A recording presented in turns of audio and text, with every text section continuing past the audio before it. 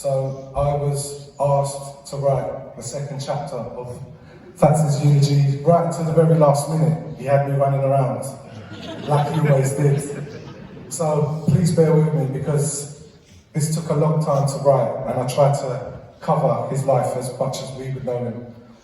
Fats the legend, or Will as I knew him, father to Wayne and Colette and partner to Kim is how I first knew him over at Wilcox. It's hard to encapsulate everything that Fats did and was to the music community.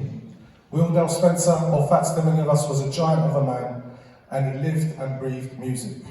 Like a working musician, he played and loved a diverse range of styles and genres and wrote a significant body of work spanning 30 years. However, everything he did was always informed by his love of sound system culture and lovers rock. Starting out as a massive presence in Forest Gate, being connected to various sound systems as a young man. Will was known to many, as Randall said earlier, the man on the waltzers, working for the Mannings brothers at Wanstead Flats, spinning the kids out of their head on the ride and then turning into the booth and being the voice that would lure you over to the ride. This was just at the beginning of the early days of the rave scene.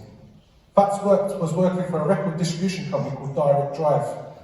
He used to deliver new music to the underground, which was located at the very top of this road in the early 90s, with Mikey, Cool and Flex, Uncle 22, Randall, and a young Marley Marl. This is where you would find Fats and his formidable character in the shop, making sure his presence was heard about the place. Rolling with the crew from the shop to the cafe, to the barbers, back to the shop, to the rave. This was Fats and the crew. This is where Fats actually started his recording career with Cool and Flex, in the back room of the record shop. The rave scene progressed into jungle and so did Fats, working along Flex on Sub-Bass Records and then onto D Underground with DJ Hype, who founded the mighty alliance on True Players 001. Peace, Love and Unity cemented an anthem in jungle drum and bass in the Hall of Fame for eternity, and it was their first release. Fats toured the world, travelling to Canada, Japan, Australia with his boys Randall Hype, Zinc and the Players crew, representing unique artists, the agency and the powerhouse at the time. You could always see Fats carrying this legendary echo delay unit wherever he went. You got to come different, he would say. Fats became a regular at Angle, Paradise Club, the Blue Note, regular spots where you would catch him hanging out with Randall, Goldie and Marley, either absorbing the sounds in the booth and the new dubplate mixes or getting involved with some of the food at the back of the club. Fats became a voice of metalheads that audience loved all over the world. Alongside travelling the world, Fats loved his London clubs, the infamous Ram Record Nights at the N Club, and his most beloved Fabric Players Residency, which he called home alongside with Hype. Fats became a staple voice of the ever-growing London club culture in every venue Jungle D&B was frequented. Fats had the pleasure of travelling on tour in Brazil with the Chief of Cleveland. And one morning they go to breakfast, and who's sitting there? Pele. Sitting there without delay, Fats dashes over, throws his camera at the security guard, and says, "Cop all of that," and proceeds to take a picture with Cleveland and Pele, Fats' football hero, while leaving Chief standing there with his mouth wide open.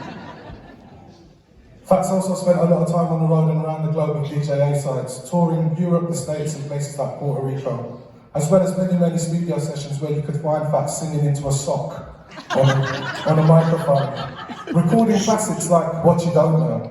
Bet you didn't know that one. Fats was a highly insightful man and had an extraordinarily astute understanding of the way he delivered every note. Regardless of the genre he was voicing, every note was underpinned by his massive command of inherent understanding of the sound he was working with, and only gave the producers what he thought was enough vocals to use. It wasn't important if they were someone well-known or just starting out. Fats would chat, discuss and pass his formidable knowledge to anyone who had a genuine interest in making music with him. In fact, he hated the whole celebrity thing and said, "People think there's something special." And he said, "Don't let it go to your head." He told this to many young artists that he worked with. This was a man who made you feel good, feel happy, feel hopeful, and feel connected. As one raver described him, Fats' voice is transcendental. That will stay for me forever. The reality was, Fats never held people for his own gain and never sought attention, but always told new artists, "Don't mess it up. You've only got one chance to impress me." And trust me, they worked hard for it. But at the end of the day, he would throw lines in out of the blue, as Pev said, that seemed so effortless, but would sometimes be so cutting, you wouldn't know where to look. He was a fearless person on stage and off stage. He hated the bag of nonsense side of the industry. Of course, no one manages to make a career like that without support, and Fats had support from fans spanning the globe and dance floors, listening to his music that would last the test of time. The extent which Fats had affected people through his career was witnessed by the music community's reaction when he became ill. Fats loved community and loved people. He passionately loved music, meaning jungle D&B. His music, he would call it. It's our music.